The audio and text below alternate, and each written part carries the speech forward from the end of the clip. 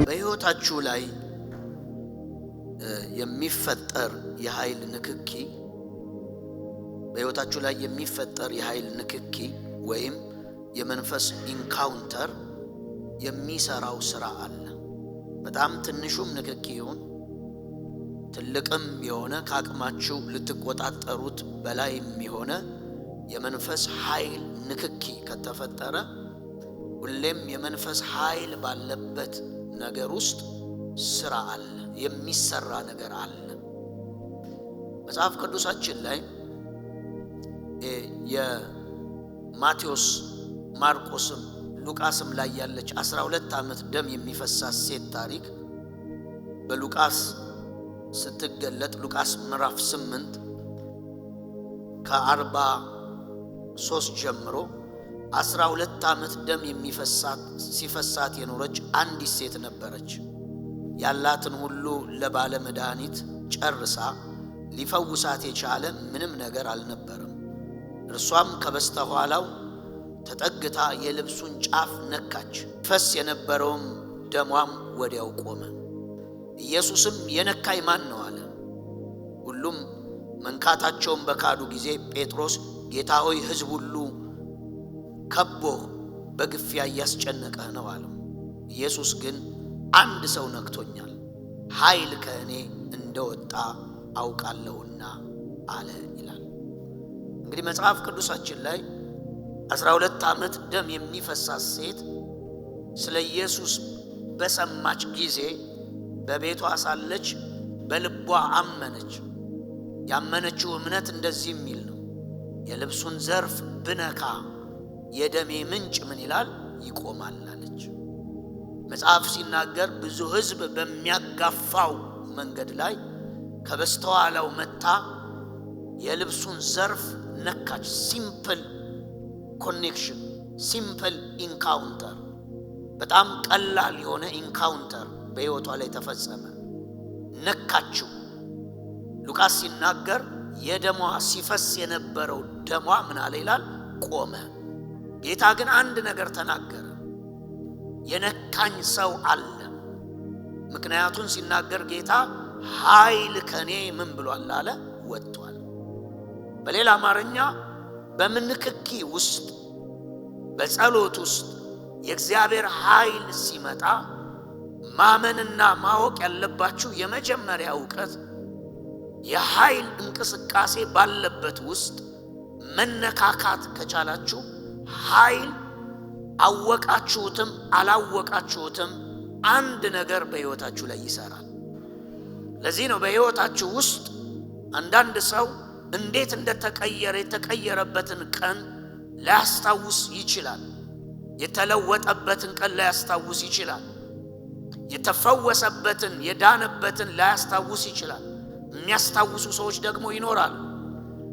ግን ባንድም በሌላም እናስታውስም አናስታውስም በእኛ መካከል መለኮታዊ ነገር ከተገለጠ ያንን መለኮታዊ ነገር የሚገልጠው የእግዚአብሔር ኃይል ነው። ሰዎች በእግዚአብሔር ኃይል ጋር ባላቸው ንክኪ ኃይሉ ሕይወታችሁ ላይ ሲለቀቅ ሰው ይንቀጠቀጣል፣ ይወድቃል፣ የሆነ ነገር በሕይወቱ ላይ ይመጣል። ሊቋቋመው የማይችለው ነገር ሊንቀሳቀስ ይችላል። ያኔ ምን እየተፈጠረ ነው ብትሉኝ፣ ገብቷችሁም አምናችሁም ባመናችሁት ጉዳይ በምታቁትም በማታቁትም አሰራር ግን የሆነ ክስተት ሕይወታችሁ ላይ ይፈጠራል። የሆነ የሚለቅ ነገር አለ። የሆነ የሚሰበር ነገር አለ። የሆነ የሚሻር ነገር አለ። የሆነ የሚለወጥ ነገር አለ። ያለ ኃይል ድርጊት አይሆንም። ያለ ኃይል ለውጥ አይሆንም። ያለ ኃይል ተአምራት አይሆንም። ያለ ኃይል ፈውስ አይሆንም። ለዛ ነው መጽሐፍ ቅዱሳችን ላይ 12 ዓመት ደም የፈሰሳት ሴት ብቻ አይደለችም ኢየሱስን ለመንካት ወይም ከኢየሱስ ነክታ ፈውስ የተቀበለች።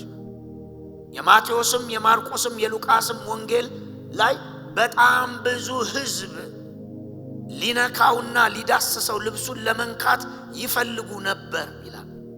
ቀጥሎም ዘርፉን ልብሱን የነኩት ሁሉ ከበሽታቸው ምን አሉ ነው የሚለው? ተፈወሱ። ሲምፕል ንክኪ።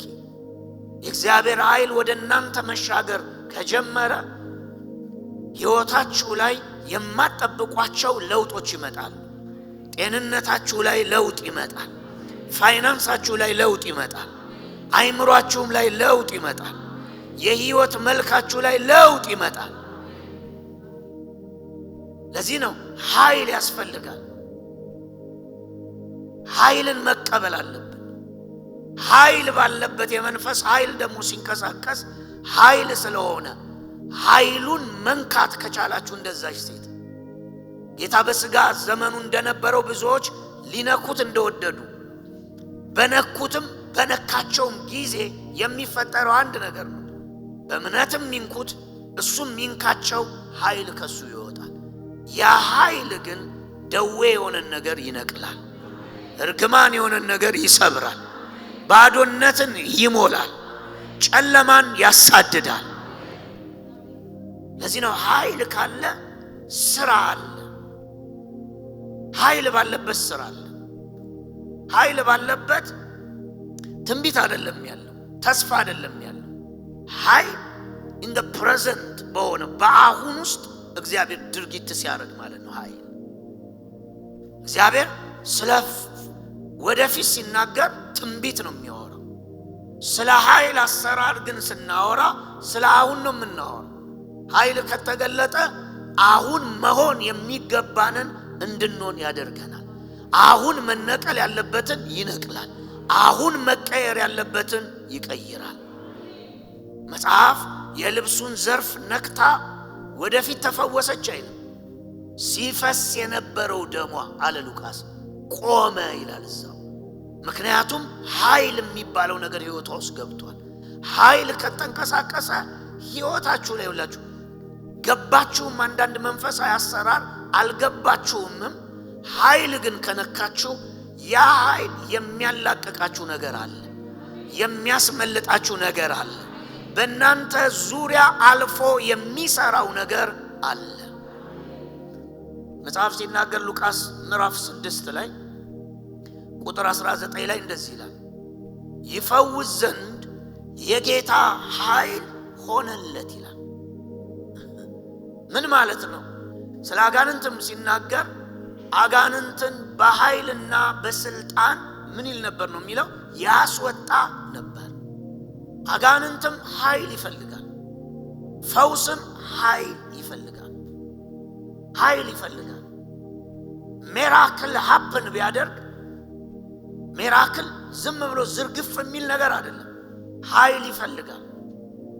የእናንተ ሕይወት ካለበት ስፍራ እንዲንቀሳቀስ ከተፈለገ ኃይል ነው የሚሰጣችሁ። በነገሮች ላይ ገዢ እንድትሆኑ ከተፈለገ ኃይል ነው የሚሰጣችሁ። መጽሐፍ ሲናገር እንደዚህ ነው የሚለው፣ ከጽዮን የኃይልን በትር ምን ይልልሃል? ይሰድልሃል። አንተም በጠላቶች መካከል ምን ትላለህ? ትገዛለህ። ገዢነት ኃይል ነው። ገዢነት አጋጣሚ አይደለም። ገዢነት የሁሉ አይደለም። ገዢነት ኃይል ላላቸው ሰዎች ነው። ፈውስ በኃይል ነው። ዴሊቨራንስ በኃይል ነው። ሚራክል የኃይል ውጤት ነው። in the present time ውስጥ ያለ አሰራር በሙሉ ከመንፈስ ኃይል ጋር ይገናኛል። ስለዚህ በሕይወታችሁ ውስጥ አሁን በኋላ ስንጸልይ ኃይል የእግዚአብሔር ኃይል ሰው ሲነካው የእግዚአብሔር ኃይል በላያችሁ ላይ ሲመጣ አንድ ነገር ኤክስፔክት ማድረግ አለባችሁ። ኃይል ያለ ስራ ስለማይለቀቅ ይህም ቤት የሚያበራው የኤሌክትሪክ ኃይል አለ። እዚህ ቤት የምታዩት መብራት ሁሉ ከኤሌክትሪክ በመጣ ኃይል ነው። ያ ኃይል ባንድም በሌላም ስራ ይሰራል አይደለ? ስራ ይሰራል፣ ያበስላል፣ ያበራል፣ ትላልቅ ማሽነሪዎችን ያንቀሳቅሳል። ደግሞ ኃይል ስለሆነ ሰው በተሳሳተ መንገድ ቢይዘውም ይገላል። ኃይል ነው። የሚሰራው ነገር አለ። ኃይል ባለበት ስራ ነው ያለው። ትንቢት አይደለም ያለው። ስራ ይዘነው የምንሄደው ውጤት ነው ያለው። የሚጨበጥ የሚታይ የሚነካ ውጤት ነው የሚሰጣችሁ ፓወር። ለዛ ነው ሲምፕል ተቹ። ያቺ ሴት እንደነካችሁ የልብሱን ጫፍ ብትነኩ ኃይል ቢያልፍ ላመናችሁት ነገር መልስ ይሆናል። በአንድም በሌላም ኃይሉ ደግሞ ከነካችሁ የሆነ የህይወታችሁ ክፍል ውስጥ ገብቶ ይሰራል። የሆነን ነገር ይቀይራል። የሆነን ነገር ይለውጣል። ኢየሱስ የሉቃስ ወንጌል ምዕራፍ 24 ላይ አንድ ነገር ነው የተናገረው። ኃይልን ሳትቀበሉ ከኢየሩሳሌም ምን እንዳትሉ እንዳትወጡ። ፓወር ያስፈልጋል። ኃይል ባለበት ክልል ውስጥ ሁሌም ምን አለ? ስራ አለ። የሚሰራ ነገር አለ። ኩላሊት በድል አይድንም፣ በእንባ ብዛት አይድንም። ሰዎች መለኮታዊ ድርጊት ይፈልጋሉ አይደለ? አይታችሁታል። ሐዋርያት ሥራ ላይ አንድ ቃል ይናገራል። አንዲት ደቀ መዝሙር ምን አለች ነው የሚለው? ሞተች ይላል። ከዛ መጽሐፍ ሲናገር በአቅራቢያ ጴጥሮስ እንዳለ ምን አሉ ነው የሚለው? ሰሙ። የቀድሞዋ ቤተክርስቲያን ናት። ሰሙ። መልእክተኞችን ላኩና በጣም መልካም ደቀ መዝሙር አርፋለች፣ ናና ከሞት ምን በላት ቀስቅሳት። አንዳንድ ሰው የሞተ ነገር ይዞ ኃይል ከሌለ አትታገል። የሞተውን ለመቀስቀስ ኃይል ይፈልጋል። እርግማም ቢኖር ሰብሮ ነፃ ለማውጣት ኃይል ይፈልጋል። አጋንንት ቢኖር ነቅሎ ለማባረር ኃይል ይፈልጋል። ስለዚህ ሲጸልዩ አንድ ነገር ሰሙ። በአቅራቢያ ጴጥሮስ መጥቷል። ኃይል ያለበት ሰው መጥቷል። የዘንድሮ ጴንጤ ቢሆን እስከ ቀብር ድረስ እኔው ጸልያለሁ ጌታ የሚያደርገው አይታወቅም ብለህ ይዘህ እጅ ላይ ይገማል፣ እጅ ላይ ይበሰብሳል። ስለዚህ ኃይል ያለው ሰው በአቅራቢያ እንዳለ ሲሰሙ አስጠሩት፣ መልእክተኞች ላኩበት። ጴጥሮስም መጽሐፍ እንደሚል መጣ። እነሱ ምናልባት ሲጸልዩ ውለዋል፣ እጅም ጭነው ይሆናል። እምነታቸው ደግሞ በሞት ስለማያምኑ ትነሳለች የሚል እኮ እምነት ስላላቸው መልእክተኛ ላኩ። በአቅራቢያ ኃይል ያለው ሰው ስላለ ሕይወታችሁ ላይ እንዳንድ ክርስቲያን መታገል ለውጥ ያመጣል። ነገር ይዞ ማልቀስ ለውጥ ያመጣል። መንፈሳዊ ድርጊት ከፈለጋችሁ ኃይል የተሰጠው ሰው ጋር መሄድ ይሻላል። ወይ ኃይል መቀበል አለብን፣ ወይ ደግሞ ኃይል የሰጣቸው እግዚአብሔር ለአንዳንድ ሰው ኃይል ይሰጣል። ኃይል የተሰጠው እንዲጨዋትበት አይደለም፣ የእናንተን ጉዳይ እንዲቀይር ነው፣ የእናንተን ጉዳይ እንዲሰራ ነው፣ የእናንተን ጉዳይ እንዲለውጥ ነው። ስለዚህ ይዘው የቀድሞዋ ቤተክርስቲያን ልማዷ ነው። አስጠሩት፣ መጣ፣ ገባ፣ ተንበረከከ፣ ጸለየ፣ እጁን ጭኖ ስሟን ጠርቶ ቀሰቀሳት፣ አምጥቶ ሰጥቷቸው ሄደ። ሐዋርያት ሥራ ምዕራፍ 19 ላይ መጽሐፍ የሚለው በጳውሎስ እጅ እግዚአብሔር ድንቅና ተአምርን ምን ይል ነበረ? ይሰራ ነበር ይልና ቀጥሎ ምን ይላል? ጳውሎስን የነካ ጨርቅ ቢሆን ልብስ ቢሆን ቤተ ክርስቲያን ወስዳ ያቺ ኮሃውንኛ ታድሶም ሪፎርምም እንበል ታድሶም እንበል እንመለስ ቢባል ወዴት ነው የምንመለሰው? ወደ ሐዋርያት ሥራ ቤተ ክርስቲያን ነው የምንመለሰው አይደል? ወደ እሷ ነው የምንመለሰው። ጤነኛ ስርዓት አላት። እውነተኛ የመጀመሪያ ጄኒውን የሆነ ቅባት መገለጥ የጸጋ ወንጌል እጇ ላይ ነው ወዳልነው ቤተ ክርስቲያን ነው። ሪፎርምም ቢባል ታድሶም እንበለው ሪፎርምም ይባል ምንም ይባል ወደዛ እንመለስ ነው የሚሏችሁ ሰዎች። ለምን? ያቺ ናት የእግዚአብሔር የቤተ ክርስቲያን ማሳያ። ያቺ ቤተ ክርስቲያን ግን አንድ ነገር ታደርግ ነበር ነው የሚለው። የጳውሎስን ሰውነት የነካ ጨርቅ በበሽተኛ ላይ ታስቀምጣለች፣ አጋንንት በያዘውም ላይ ታስቀምጣለች። መጽሐፍ ሲናገር አጋንንት የያዘውም ይጮሃል፣ በሽተኛውም ይፈወስ ነበር። ሲምፕል የቃሉ ከሆነ ዓለሜ እግዚአብሔር ኃይል ለጳውሎስም እኮ ኃይል ስለሰጠው፣ ለጴጥሮስም ኃይል ስለሰጠው፣ ይሄ ኃይል ደግሞ ከጥሪ ከኮሊንግ ጋር የተገናኘ። ስለዚህ ቤተክርስቲያን ኃይል ያለውን ስታገኝ ጨርቁንም ወስዳ ትፈውስበታለች።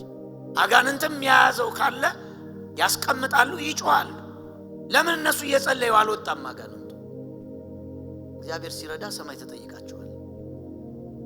እዛ ስንሄድ እንጠይቃቸዋለን። ለምን እናንተ ጸልያችሁ አልተፈወሰም? ለምን ጨርቅ አስፈለገ እንላለን። ግን ምንድነው ያንተ እምነት በዚህ እውነት ውስጥ ካላችሁኝ፣ የኔ እምነት አንድ ነገር ነው። ነገርን፣ ችግርን፣ ሁኔታን ህይወታችን ውስጥ ያለን ነገር በሙሉ ለመስራት እግዚአብሔር ኃይል የሰጣቸው ሰዎች አሉ። ኃይል ባለበት ስፍራ መሆን መልካም ነው። እኛ ከምንታገል ኃይል መጥቶ ኃይል ያለው ሰው ጣልቃ እንዲገባ፣ እንዲጸልይ፣ እንዲያውጅ፣ እንዲናገር ማስደረግ ታናሽነትም ታላቅነትም አይደለም፣ እምነትና ጥበብ ነው። አሜን። እምነትና ጥበብ ነው። ለዛ ነው ቤተክርስቲያን እሷ ጸልያ ምናልባት እኮ እዛ ዳግመኛ ተወልደው ይሆናል እዛ ህብረት ውስጥ ካልተፈወሱ ጳውሎስን ማምጣት ባንችል የነካውን ጨርቅ አምጥተን ብለው አስቀመጡ። እግዚአብሔር በሱ ሰራ፣ እግዚአብሔር በሱ ፈወሰ። የዳነው እዛ ፊት ለፊት ቆሞ ባለበት ጨርቅ መጥቶ ፈወሰ። ለምን ፈወሰ ብትለኝ ምንም ልዩነት የለውም፣ የኃይል ጉዳይ ነው። ለዛ ነው ጳውሎስ ለቆሮንቶስ ሰዎች የጻፈውን ይህንን ቃል ልበላችሁ። ለቆሮንቶስ ሰዎች የጻፈው ታውቃላችሁ እንግዲህ ቆሮንቶስ በጣም መጽሐፍ ቅዱሳችን ውስጥ ጳውሎስ ከተከላቸው ቸርቾች አስቸጋሪ ቸርች ነው። አስቸጋሪ ቸርች ነው። አስቸጋሪ የሚያደርገው አንደኛ በጣም የተከፋፈለ የመንፈስ ቅዱስ በመካከላቸው የሚለማመዱት የመንፈስ ቅዱስ ስጦታም አቢዩዝ አድርገውታል። ለዛም ለቆሮንቶሶች በተጻፈው ኃይለኛ መልእክቶች መካከል የመጀመሪያው መከፋፈላቸው ክፍልፍል ያሉ ናቸው። ጳውሎስ ገብቶ ሰብኳል። ጳውሎስ ወጥቶ ተክሎ ቤተክርስቲያኒቱ መስርቶ ሲወጣ አጵሎስ ገብቷል። አጵሎስ ደግሞ ገብቶ አስተምሯል። ስለዚህ ጳውሎስ መልእክቱን በሚጽፍበት ጊዜ ማህበሩ ተከፋፍሏል። ምን ብሎ ነው የተከፋፈለው? ግማሹ እኔ ጳውሎስ ነኝ ይላል፣ ግማሹ ደግሞ አጵሎስ መጥቶ ደግሞ ስላስተማረው የአጵሎስ ነን ይላል፣ ግማሹ ደግሞ እኛ ደግሞ የክርስቶስ ነን ይላል። ለዛኑ ለቆሮንቶሶች ሲጽፍ ክርስቶስ ተከፋፈለን አለ። አንድ አይደለምን?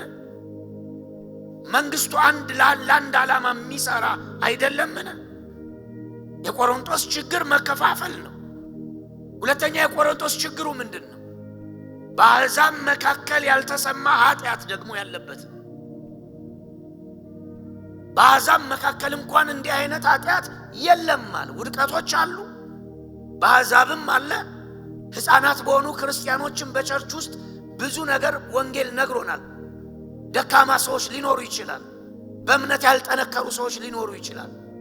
ስለዚህ በቤተ ክርስቲያን ውስጥም እንደዛ አይነት ችግር ስለነበረ ጳውሎስ ሲጽፍላቸው የእናንተ እኮ ችግር በአሕዛብ ደረጃ እንኳን የሌለ ነገር አለ በመካከላችሁ። በኩራት አትናገሩ፣ ልባችሁን አትንፉ፣ ምክንያቱም መካከላችሁ ዓለም ውስጥ የሌለ ኬዝ አለ። ሶስተኛ የቆሮንቶስ ኬዝ አደገኛ ኬዝ ልንገራችሁ። ሶስተኛ የቆሮንቶስ ቤተክርስቲያን ችግር ምንድነው ካላችሁ በጳውሎስ ሐዋርያነት ወይም ስልጣን ላይ ጥያቄ አላት። ለዛ ነው ሁለተኛ ቆሮንቶስ በሙሉ ሲጻፍ ጳውሎስ ስለራሱ ነው እያወራ የሚመጣው። ክርስቶስን አይቻለሁ ነው የሚለው።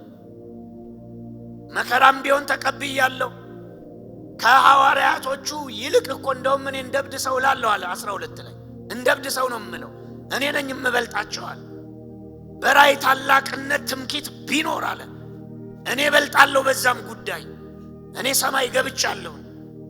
ሰው ሊያየው የማይችለውን ያየው ነኝ። ሰው ሊሰማው ያልቻለውን ሰምቻለሁ። በዚህም ትምክህት ቢኖር እንደ እብድ ሰው ነው የምለው። ስለዚህ በቆሮንቶስ ያለውን ጉዳይ ልንገራችሁ። በቆሮንቶስ ያለው ችግር ምንድነው? የሆነ ግሩፕ እውነተኛ ሐዋርያት የበጉ ሐዋርያት 3 ዓመት የተማሩት እንጂ ይሄኛው ከኋላ የመጣው የአሕዛብ ሐዋርያ የሆነው ጳውሎስ አይደለም የሚል። ስለዚህ ጳውሎስ 2 ነገር ጻፈ። አንደኛ በዚህ ጉዳይ ግሩፕ ፈጥረው ለሚከራከሩትና ለማህበሩ ሲጽፍ እንዲህ አለ። ለማህበሩ እኔ ሐዋርያ መሆኔ ሌላ አይደለም ምስክሩ፣ እናንተ ናችሁ ምስክሮች አለ። እናንተ ናችሁ ምስክሮች። እናንተ እንዴት ነው የምትመሰክሩት? እናንተ ራሱ እኮ እኔ ሐዋርያ የመሆኔ የመልእክተኝነት ውጤት ናችሁ። እኔ ነኝ የመዳንን ወንጌል የሰበኩት።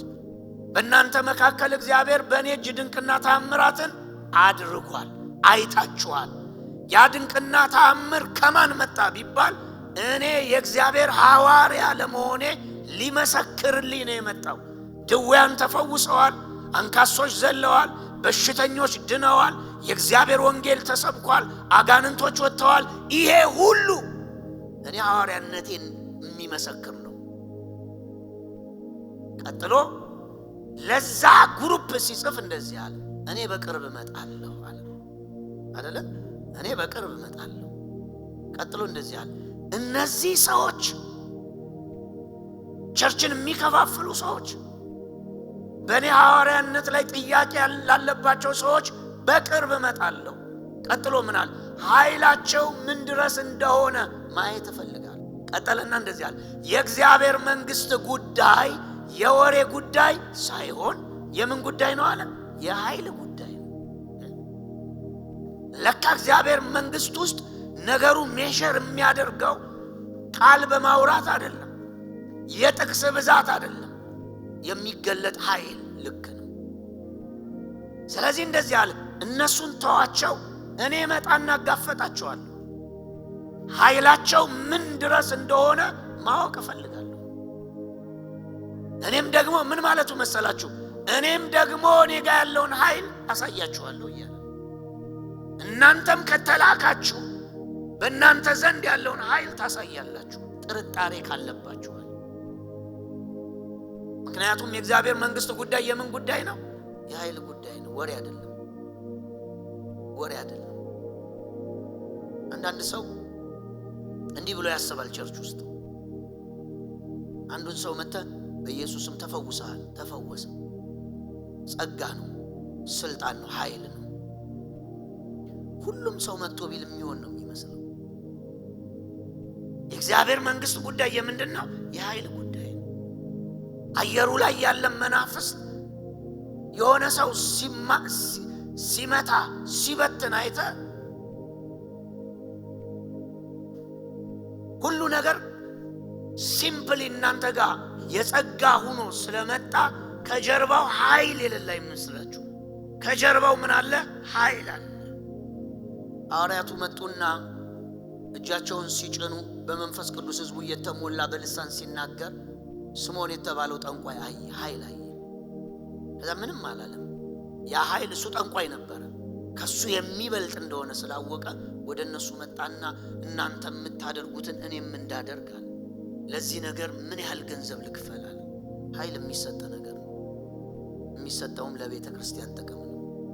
ካልተሰጠ አንዳች ነገር ማድረግ አይቻልም።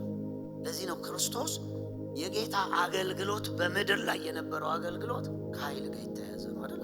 ኃይል በሱ ዘንድ ነበር። ሉቃስ 5:17 ላይ እንደሚለው ኃይል በሱ ዘንድ ነበር። ሉቃስ 6:19 ምንድነው የሚለው? ይፈውስ ዘንድ የጌታ ኃይል ሆነለት። ሉቃስ 4 ምንድነው የሚለው? በመንፈስ ቅዱስ ኃይል ተሞልቶ ምን አለ ነው የሚለው? መጣ። ጴጥሮስ ሐዋርያት ሥራ ምዕራፍ 10:38 ላይ ምን አለ? የናዝሬቱ ኢየሱስን በመንፈስ ቅዱስና በኃይል ምን አለው? ቀባው። እርሱም መልካምን እያደረገ ምን አለ ነው የሚለው? በእስራኤል ልጆች መካከል ምን አለ? ተመላለሰ። ከጨለማ ግዛት በታች የተያዙትን በሙሉ እየፈወሰ ነፃ ወጣ። ዮሐንስ አንድ ነገር ተናገረ። ኢየሱስ መጠቅለያው ላይ ነው የተጠመቀው አይደለም? ሁሉን አስቀድሞ መጨረሻ ላይ ተጠመቀ። ከዛ አገልግሎት ጀመረ። የዮሐንስ ደቀ መዛሙርት መጡና እንደዚህ ያሉት፣ ኢየሱስም እያጠመቀ ነው። ያው መጽሐፍ ጌታ በኋላ አጠመቀም አንድም ቦታ፣ ግን ደቀ መዛሙርት አጥምቀዋል። ዮሐንስ የመለሰው መልስ ይሄ ነው። ከሰማይ ካልተሰጠው ማንም በምድር ላይ አንዳች ነገር ማድረግ የሚችል የለም። ምን ልላችሁ ነው? ትግል ሳይሆን መልካሙ ሕይወት ውስጥ እንደቀደመችው ቤተክርስቲያን ስርዓት ጌቾ ኃይል ካለው ያ ኃይል ለኔ እንደሚሰራ ካመንኩ እኔ ለምን እታገላለሁ? አምኜ እንዲሰራልኝ ማድረግ ነው ያለብኝ። መውሰድ ነው ያለብኝ። መጠቀም ነው ያለብኝ።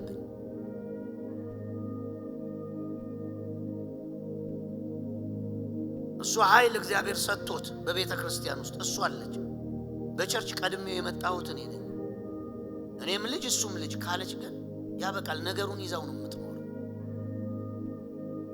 በሷ ላይ ያለው ጉዳይ እንዲቀየር ባንድም በሌላም ምን ይፈልጋል? ኃይል ይፈልጋል።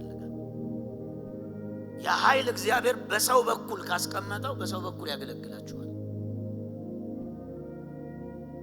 ለዚህ ነው ሲምፕል ተች ሕይወታችሁን ይቀይራል። ኃይል አሁን ላይ ድርጊት ይፈጥራል። ኃይል ትንቢት አይደለም። ኃይል አሁን ላይ የሚጨበጥ ነገር መስራት የሚችል ነገር ነው። አሁን ላይ ነው፣ እዚህ ነው። እቤት ሂደህም አይደለም፣ እዚሁ ነው የሚፈውስ፣ እዚሁ ነው ተአምራት የሚያደርግ፣ እዚሁ ነው ነፃ የሚያወጣው።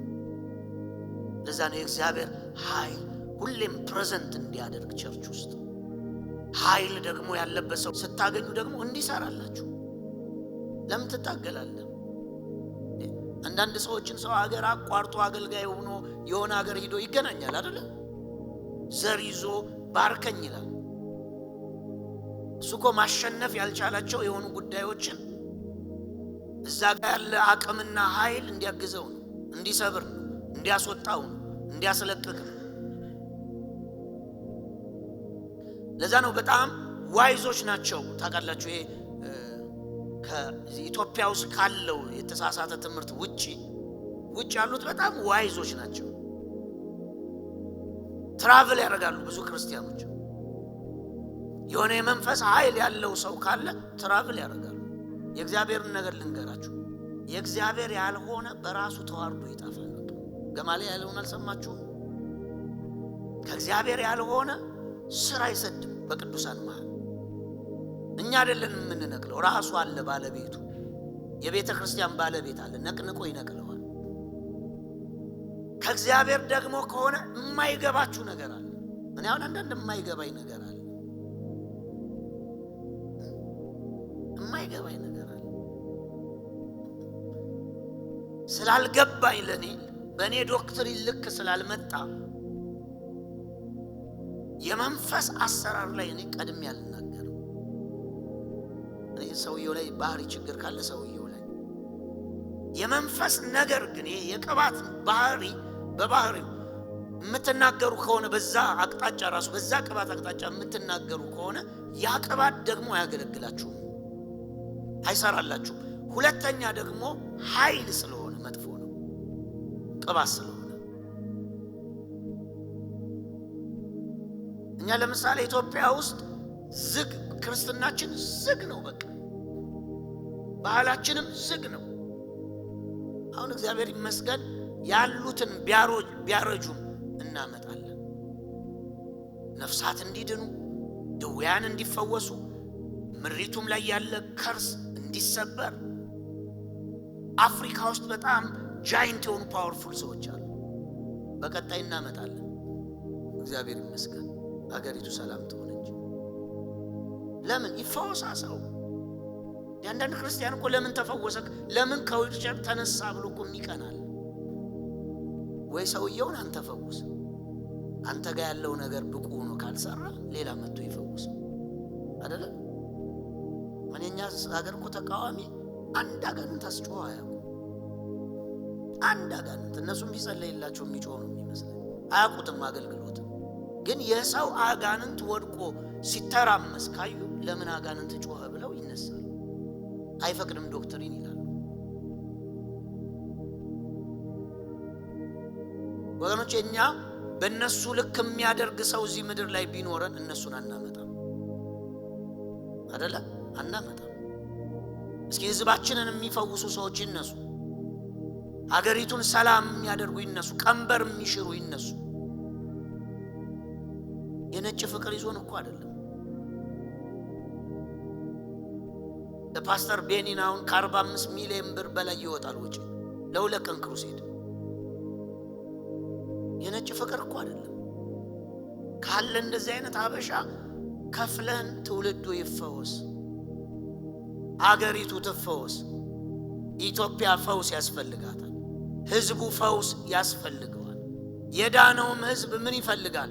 ፈውስ ይፈልጋል። መነቃቃት አለበት። ገዢ መሆን አለበት። የተባረከ መሆን አለበት። ያንን ልክ ማምጣትኛ ካልቻል መተያግዙ። እነዚህም ሰዎች ምንም ብልጫ የላቸውም፣ ግን ኃይል አለ እንድንካፈል ደግሞ በመካከላችን እንዲሰራ። እሱን ነው ማመን ያለብን። ኢየሱስ ጌታ ነው። ዛሬ 12 ዓመት ደም እንደሚፈሳት ሴት ሲምፕል ተች በሆነ ጉዳያችሁ ላይ ነገርን ያስቆማል። የሆነ ነገር ይቆርጣል። የሆነ ነገር ይነቅላል። በሆነ ነገር ላይ ብቃት ይሰጣል። በሆነ ነገር ላይ ለውጥ ያመጣል። ሲምፕል ተች ነገራችሁን ይቀይረዋል።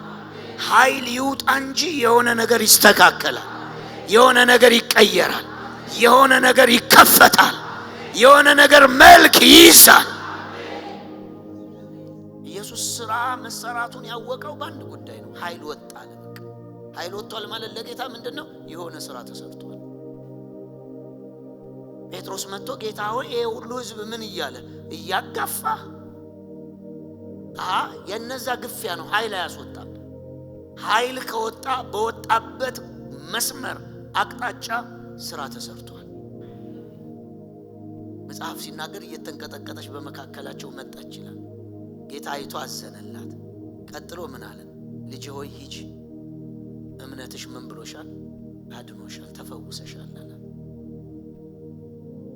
በቃ እመኑ እስኪ። የሆነ ኃይል የድህነትን መስመር እንዲያስቆም፣ የሆነ ኃይል የሆነ የበሽታ ጉዞን እንዲቆርጥ፣ የእግዚአብሔር ኃይል የሆነ ነገር እንዲያስተካክል በዛ ማመን አለበት።